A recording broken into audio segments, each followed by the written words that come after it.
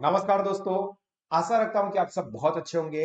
मैं हूं आपका दोस्त, आपका टीचर, आपका गाइड भाविन शाह फ्रॉम साहस इंस्टीट्यूट ऑफ कॉमर्स। दोस्तों, अकाउंट सब्जेक्ट के थियोरेटिकल सेशन में इस वक्त हम लोग अकाउंट की इंपॉर्टेंट टर्मिनोलॉजीज यानी कि अकाउंट के अंदर आने वाले इंपॉर्टेंट वर्ड्स के मतलब समझ रहे हैं। और यहां तक हमने 27 वर्ड्स को डिस्कस कर लिया है और आज के सेशन में हम लोग 28 ऑनवर्ड्स वर्ड्स को समझने वाले हैं। तो आप सब लोग अपने साथ हमारे साथ स्टडी पैम्पलेट ले ले और मेरे साथ साथ यहाँ पे 28 ऑनवर्ड्स सारे वर्ड्स को ध्यान से समझे। तो देखो, आज के सेशन में हमारी जो सबसे पहली डेफिनेशन है दैट इज परचेस। अब परचेस का मतलब हम सिंपल वर्ड्स में देखें तो होता है खरीदी, कुछ बाय करना। ठीक है, खरीदी, परचेस या बाय। देखो, अभी यहां पे बिजनेस के एंगल से ध्यान से समझना। परचेस किसे कहेंगे? तो जो कोई भी चीज हम खरीदे वो सारी की सारी परचेस बिजनेस के एंगल से नहीं मानी जाती है। यहां पे बिजनेस जब गुड्स खरीदे तो भी उसको परचेस माना जाता है। तो सबसे पहले आपको यह जानना होगा कि तो सर गुड्स किसे कहेंगे? तो देखो, goods means any item in which business deals. Goods मतलब वो सारी चीजें जिसके अंदर बिजनेस डील करता है। मतलब जिस चीज में बिजनेस डील नहीं करता है उस चीज को वो बिजनेस के लिए गुड्स नहीं माना जाएगा। अभी ध्यान से मैं आपको एग्जांपल दे रहा हूं, समझो। एक प्रोविजन स्टोर है, एक ग्रोसरी स्टोर है, किराने वाले की दुकान है। ठीक है, जो कि सब ग्रोसरी, खाने पीने की चीजें और ये सब सेल करता है। अभी उसके लिए फॉर एग्जाम्पल फैन, उसके शॉप में लगा हुआ फैन, ये उसके लिए गुड्स होगा या नहीं होगा? तो देखो दोस्तों, यहां पे आपको ध्यान से क्या सोचना है, गुड्स किसे कहेंगे? जिसके अंदर बिजनेस डील करता है। अब बिजनेस डील करता है इसका मतलब ये हुआ कि बिजनेस उस गुड्स को खरीदता है और उस चीज को सेल भी कर देता है रेगुलरली। खरीदा ही क्यों है? ताकि उसको बेच सके, बेच के प्रॉफिट अर्न करने का पर्पस होता है। तो अब किराने वाला क्या बेचता है? फैन बेचता है? नहीं सर, किराने वाला तो किराने का सामान बेचेगा। तो उसके लिए किराने का सामान ही गुड्स होगा। क्यों? क्योंकि वो ग्रोसरी स्टोर वाला, किराने वाला किराने की आइटम में डील करता है, तो उसी को उसके लिए गुड्स मानेंगे। जबकि फैन है, फर्नीचर है, वो उसने खरीदा हो सकता है, पर वो अपने बिजनेस में, अपने स्टोर में सामान को रखने के लिए फर्नीचर बनवाया है या खुद के बैठने के लिए टेबल चेयर बनवाए हैं, तो वो उसके लिए गुड्स नहीं होंगे, क्योंकि वो चीज के अंदर वो डील नहीं करता है। उसी तरह से दूसरा एक एग्जांपल लेते हैं। एक क्लोथ स्टोर है, तो क्लोथ स्टोर के अंदर क्लोथ स्टोर किस चीज का बाइंग और सेलिंग करेगा? ऑब्वियसली सर, क्लोथ्स का बाइंग सेलिंग करेगा। तो क्लोथ्स उसके लिए गुड्स होंगे। क्लोथ को छोड़ के बाकी की सारी चीजें उसके लिए गुड्स नहीं होंगे। उसी तरह से इलेक्ट्रिक या इलेक्ट्रॉनिक आइटम्स में जो बंदा डील करता है, मतलब इलेक्ट्रॉनिक आइटम का शोरूम है, जैसे कि फैन हो गया, वॉशिंग मशीन हो गया, फ्रिज, रेफ्रिजरेटर, ये सारी चीजें, तो उसके लिए ये रेफ्रिजरेटर है, ये फैन है, एयर कंडीशन है, ये सब उसके लिए गुड्स होंगे। ठीक है, बाकी की सारी चीजें उसके लिए गुड्स नहीं होगी। तो सिंपल आपको क्या समझना है, गुड्स का मतलब वो चीजें जिसके अंदर बिजनेस डील करता है। डील करता है मतलब उस चीज को बिजनेस खरीद के फिर बेच देने का मेन काम करता है। तो यहां पे देखो, AC, fan, washing machine etcetera are goods for electronic item dealer. वहीं पे अगर यही इलेक्ट्रॉनिक आइटम डीलर अपने शोरूम में फर्नीचर बनवाता है तो वो उसके लिए गुड्स नहीं है, क्योंकि वो फर्नीचर वो सेल नहीं करने वाला है। तो अब परचेज की डेफिनेशन क्या है? When business purchase the goods या बाय द गुड्स। गुड्स मतलब वो चीज जिसके अंदर बिजनेस डील करता हो, वही चीज जब वो खरीदे तो उसे कहा जाएगा purchase. Means purchase of any other item, it is not considered as purchase. तो यहां पे आपको दो डेफिनेशन है, एक गुड्स की और दूसरी परचेज की। गुड्स क्या है? अगर हम पूछते हैं कि डिफाइन गुड्स, तो goods means any item in which business deals, बस इतना ही। अब बिजनेस डील्स उसका मतलब क्या होता है? Business buy and sell it. Goods means any item which business buys and then sell it, तो उसे कहेंगे गुड्स। और जब बिजनेस ये गुड्स खरीदता है तो उसे ही परचेज कहा जाएगा। Means when business buys the goods या परचेज द गुड्स, कुछ भी लिखो, then it is treated as purchase. I hope कि आपको ये समझ में आया होगा। अब अगर परचेज समझ में आ गया है तो सेल भी समझ में आएगा। देखो सेल कब होगा, जब उसने खरीद के बेचना है तो sell means when businessman sell the goods, goods बेचे तो ही उसको सेल कहा जाएगा। उसके अलावा कुछ और चीज है उसको वो सेल करता है तो वो गुड्स नहीं माना जाएगा, यानी कि सेल नहीं माना जाएगा। देखो फॉर एग्जांपल यही क्लोथ स्टोर वाला है, उसके यहाँ पे जो एयर कंडीशन था या जो फर्नीचर था वो पुराना हो गया, इसलिए उसने बेच दिया उसको, तो वो उसके लिए सेल्स नहीं है। क्यों? क्योंकि वो क्लोथ स्टोर वाला जो एसी है या फैन है उसमें डील नहीं करता है, वो तो क्लोथ्स में डील करता है। तो जब वो क्लोथ बेचेगा तो भी उसको सेल माना जाएगा बिजनेस के एंगल से।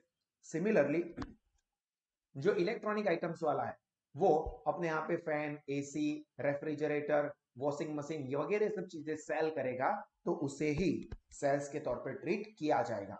मतलब जब बिजनेस गुड्स को खरीदता है उसे कहेंगे परचेज, जब बिजनेस गुड्स को सेल करता है तो उसे कहेंगे सेल। और गुड्स का मतलब क्या कि items in which business deals.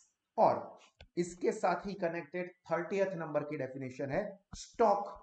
तो देखो स्टॉक क्या है, स्टॉक मतलब वो गुड्स जो कि सेल नहीं हुआ है। अभी फॉर एग्जांपल एक क्लोथ स्टोर वाला है, उसने अपने शॉप में इस साल में 1,000 रुपए, सॉरी 1,000 पैर कपड़े की खरीदी है, शर्ट और पैंट। तो ऐसा जरूरी है कि at the end of the year ये सभी के सभी 1,000 सेल भी हो जाएंगे। 1,000 मैंने खरीदे तो इसी साल में 1,000 के 1,000 सेल भी हो जाए? नहीं, ये पॉसिबल नहीं है। तो जो भी गुड्स सेल नहीं हुआ है उसे कहेंगे स्टॉक। मतलब सपोज कि यहाँ पे बिजनेस ने 1,000 पैर ऑफ शर्ट पैंट खरीदा है, उसमें से ड्यूरिंग द ईयर उसने सेल किया है 700 पैर का, तो 1,000 में से 700 पैर सोल्ड हो गई, तो कितनी अभी भी सोल्ड नहीं हुई है? तो सर 1,000 में से 700 सेल हो गई, 300 अभी भी सेल नहीं हुई है। तो ये जो गुड्स सेल नहीं हुआ है उसी को कहेंगे स्टॉक। तो क्या कहा, businessman purchase the goods and then sells it. Obviously कि यहाँ पे देखो 1,000 गुड्स जो है, 1,000 पैर वो उसने बाय किए, उसमें से 700 सेल किए, वो रेगुलरली करेगा। Business buys the goods and then sells it, and goods which remains unsold, ये 1,000 में से 700 पैर बिक गई, तो जो नहीं बिकी है goods which remains unsold 300 unit is called as stock. Goods which remains unsold is called stock. For example यहाँ पे दूसरा एक एग्जांपल दिया है कि बिजनेस ने 75,000 रुपीज के गुड्स खरीदे हैं, बाय किए हैं, जिसमें से उन्होंने सेल कितने किए, 35,000 के। तो 75,000 के गुड्स परचेज किए, उसमें से 35,000 के गुड्स सेल कर दिए, तो अभी भी 40,000 के गुड्स सेल नहीं हुए। वो कैसे आया, 75,000 का खरीदा, उसमें से 35,000 का बेच भी दिया, तो 75 में से 35,000 माइनस कर दोगे तो कितना अभी भी अनसोल्ड नहीं हुआ है, सॉरी सोल्ड नहीं हुआ है, 40,000। तो 40,000 जो अनसोल्ड गुड्स बचा उसको हम लोग कहेंगे स्टॉक। आई होप कि आपको यहां तक की चीजें अच्छे से समझ में आ गई होगी। अभी इसके बाद हमारी नेक्स्ट डेफिनेशन है डेटर्स। ध्यान से देखना, प्रोनाउंसिएशन में ध्यान रखना, कुछ स्टूडेंट्स इसको डेप्टर्स बोलते हैं, डेप्टर्स नहीं है, ये जो बी है वो साइलेंट है, ठीक है? तो प्रोनाउंसिएशन करना है डेटर्स। डेट हम लोग बोलते हैं ना, डेट है, आज कौन सी डेट है या डेट पे जाना है, तो वो डेटर्स, डेटर्स। तो अभी डेटर्स का मतलब क्या होता है उसको जरा अच्छे से समझो कि ये डेटर्स क्या है। तो बिजनेस के अंदर क्या होता है कि हम लोग गुड्स खरीदेंगे और उसको सेल करेंगे, तो मेन ये जो डेटर्स है ये सेल के साथ जुड़ा हुआ पार्ट है। अब सेल दो तरह से हो सकते हैं, ध्यान से देखना। बिजनेस जो है वो गुड्स सेल करेगा, तो बिजनेस ये गुड्स दो तरह से सेल कर सकता है। एक, वो गुड्स को कैश में सेल करेगा, मतलब गुड्स बेचा और तुरंत पैसे ले लिए, तो उसे कहेंगे कैश सेल्स, जो आगे हमने देख लिया है कैश ट्रांजैक्शन में, कि जिसके अंदर कैश इमीडिएटली रिसीव्ड या पेड हो जाते हैं, तो उसे कहते हैं कैश ट्रांजैक्शन। तो यहाँ पे हम बिजनेस में गुड्स सेल कर रहे हैं, तो उसके बदले में तुरंत पैसे मिल गए, कि अभी गुड्स बेचा और पैसे ले लिए, तो वो हो गया कैश सेल्स। और दूसरा होता है क्रेडिट सेल्स, मतलब दया भाभी आती है अब्दुल की दुकान पे, अभी गुड्स ले गई और बोलेगी भाई मैं इसके पैसे बाद में दूंगी, या टप्पू के पापा बाद में आके आपको पैसा दे जाएंगे। तो अभी ये गुड्स क्या हुआ, क्रेडिट पे सेल्स हुआ। क्रेडिट ट्रांजेक्शन क्या होता है कि transaction in which cash is not received or paid immediately but it will be received or paid in future. तो यहाँ पे दया भाभी ने क्या बोला कि पैसे टप्पू के पापा आके देके जाएंगे इन फ्यूचर, अब्दुल को ऐसा बोला। तो यहाँ पे अब्दुल के एंगल से वो सेल्स कैसा होगा, क्रेडिट सेल्स, कि अभी दया भाभी गुड्स लेके गई, पैसे बाद में देने वाले हैं। तो यहाँ पे वो पर्सन जिसने क्रेडिट पे गुड्स खरीदे हैं, तो ये हमारे दया भाभी, दया बहन, जिन्होंने ये गुड्स क्रेडिट पे खरीदे हैं, यानी कि कस्टमर, याद रखना कस्टमर जिसने गुड्स क्रेडिट पे खरीदे हैं उसको बिजनेस के लिए डेटर्स माना जाएगा। तो अब्दुल के लिए जो दया बहन है वो डेटर कहलाएंगी। क्यों, क्योंकि उन्होंने अभी गुड्स खरीदा और पैसे वो बाद में देने वाली है। तो Daya behen is the debtor for Abdul store. तो देखो, businessman sells the goods on credit to customer, हमने अभी देखा कि जो अब्दुल की शॉप है उसने क्रेडिट पे दया बहन को गुड्स सेल किए। तो दिस कस्टमर यानी कि दया बहन जिन्होंने क्रेडिट पे गुड्स खरीदे हैं, they are called debtors. Clear, बहुत सिंपल है कि business sales the goods on credit and those who purchase और those customers who purchase the goods on credit are called debtors. और याद रखना जानकारी के लिए कि डेटर्स जो है वो करंट असेट कहलाती है। सर करंट असेट का मतलब क्या, आगे हम लोग इसकी डेफिनेशन ऑलरेडी देख चुके हैं कि जो असेट होती है वो दो तरह की होती है, एक नॉन करंट असेट और दूसरी होती है current asset. Non current asset which are hold in business for more than 1 year, तो उसे हम कहेंगे नॉन करंट। और current assets which hold in business for less than 1 year, तो उसे हम कहेंगे करंट असेट। तो ये जो डेटर्स होते हैं वो करंट असेट होते हैं। ठीक है, अभी ये जो डेफिनेशन है ना बिल्स रिसीवेबल, ये आपको आगे के चैप्टर में डिटेल में आएगी, तो उस वक्त आपको अच्छे से समझ में आएगा।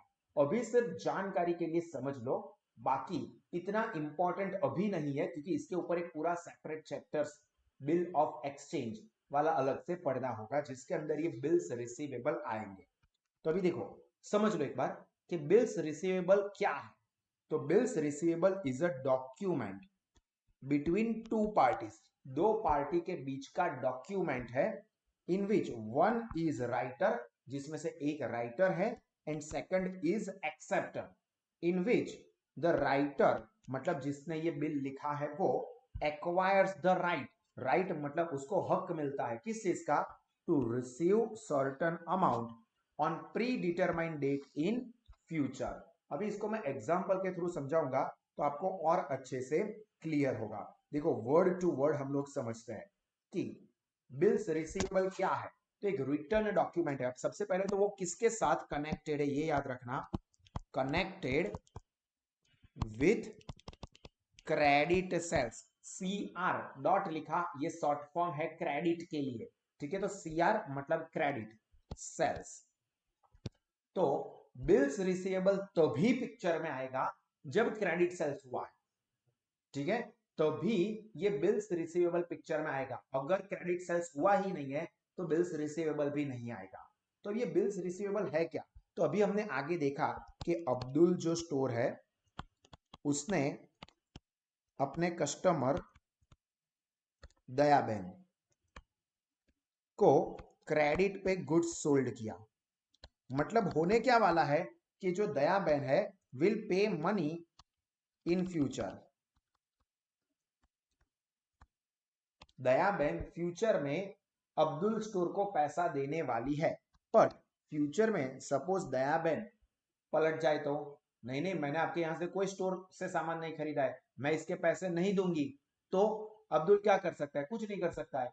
क्यों? क्योंकि ओरली बोला था कि 1 महीने के बाद टप्पू के पापा आके पैसे देके जाएंगे। अभी 1 महीने के बाद दया बहन बोल रही है कि नहीं नहीं, मैंने तो ऐसा कुछ नहीं कहा था, या मैंने आपके यहाँ से गुड्स खरीदा ही नहीं है, या खरीदा है पर मैंने आपको पैसे उसी वक्त दे दिए थे, पलट गई। तो यहाँ पे इसी तरह से सेफ्टी के लिए, क्योंकि कस्टमर ने बोला है कि वो फ्यूचर में पैसा देगा, बट फ्यूचर में पलट गया तो, क्योंकि ये तो पॉसिबल बहुत ज्यादा है, हम लोग भी कैसे पलट जाते हैं, पापा मुझे नया फोन दिला दो, मैं ना बहुत जबरदस्त पढ़ाई करूंगा, मोबाइल के अंदर मैं सिर्फ पढ़ाई की ही चीजें देखूंगा और कुछ नहीं करूंगा, मतलब फेसबुक इंस्टा ये सब तो तौबा तौबा तौबा, मैं देखूंगा भी नहीं, टच भी नहीं करूंगा, ये सब प्रॉमिस करते हैं। फिर पापा ने कहा मोबाइल, तू पढ़ने का तो काम ही नहीं करता है, पूरा दिन व्हाट्सएप करता रहता है, इंस्टाग्राम करता रहता है, तूने तो बोला था कि तू टच भी नहीं करेगा।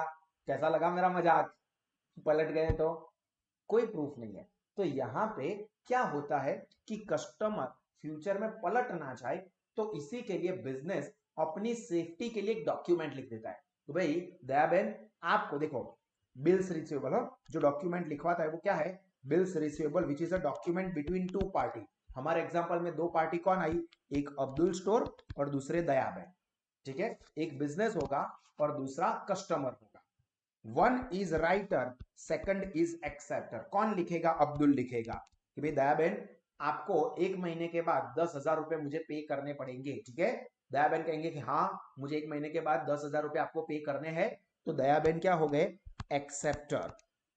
Bills receivable is a document between two parties, जिसके अंदर वन इज राइटर, जैसे कि हमारे एग्जांपल में Abdul store, and second is acceptor, means Daya बहन जो कि एक्सेप्ट करती है कि हाँ मुझे आपको 10,000 रुपए पे करने हैं। इन विच राइटर एक्वायर्स, राइटर कौन है, अब्दुल, उसको राइट मिलता है, हक मिलता है कि वो receive certain amount, certain amount हमने एग्जांपल में कितनी ली, 10,000 रुपए in predetermined date, in future, 1 महीने के बाद, जो हमने एग्जांपल में लिया।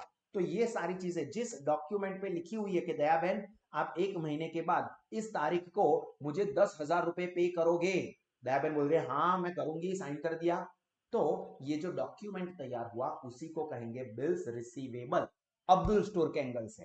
और यही बिल दया बहन यानी कि कस्टमर के एंगल से देखे तो वो हो जाएगा बिल्स पेएबल, क्योंकि दया बहन को उसके पैसे पे करने होंगे, जो कि हम लोग यहाँ पे देखने वाले हैं। देखो ये 35 नंबर की डेफिनेशन, बिल्स पेएबल। तो डॉक्यूमेंट ये एक ही होगा, ठीक है, पर यही डॉक्यूमेंट जिसके अंदर ये चीजें लिखी है वो बिजनेस के लिए बन जाएगा बिल्स रिसीवेबल और कस्टमर के लिए बन जाएगा बिल्स पेएबल।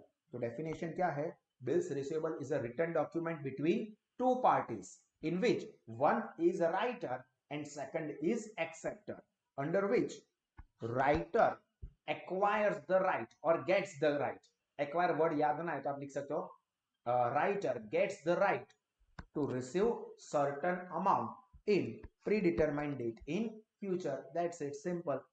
और 33 है रिसीवेबल, रिसीवेबल मतलब रिसीव करना है, हुआ नहीं है, रिसीव करना है, तो उसे कहेंगे रिसीवेबल, जो रिसीव हो सकता है। तो any amount to be received by business in future from any person is called receivable, मतलब बिजनेस को जो कोई भी पैसा फ्यूचर में किसी भी पर्सन के पास से रिसीव करना हो उसको हम लोग कहेंगे रिसीवेबल। क्या है definition, any amount to be received, to be received मतलब फ्यूचर में रिसीव करनी है, by businessman in future from any person is called receivable. अब अगर ये 31, 32, 33 समझ में आए ना, तो उसी के साथ कनेक्टेड है 34, 35, 36, जो कि आपको बहुत ही इजीली समझ में आ जाएगी। ध्यान से देखो, क्रेडिटर्स हम किसे कहेंगे, तो एग्जांपल हम वही रखेंगे, जो अब्दुल स्टोर है उसने गुड्स दया बहन को सेल किया है, ठीक है,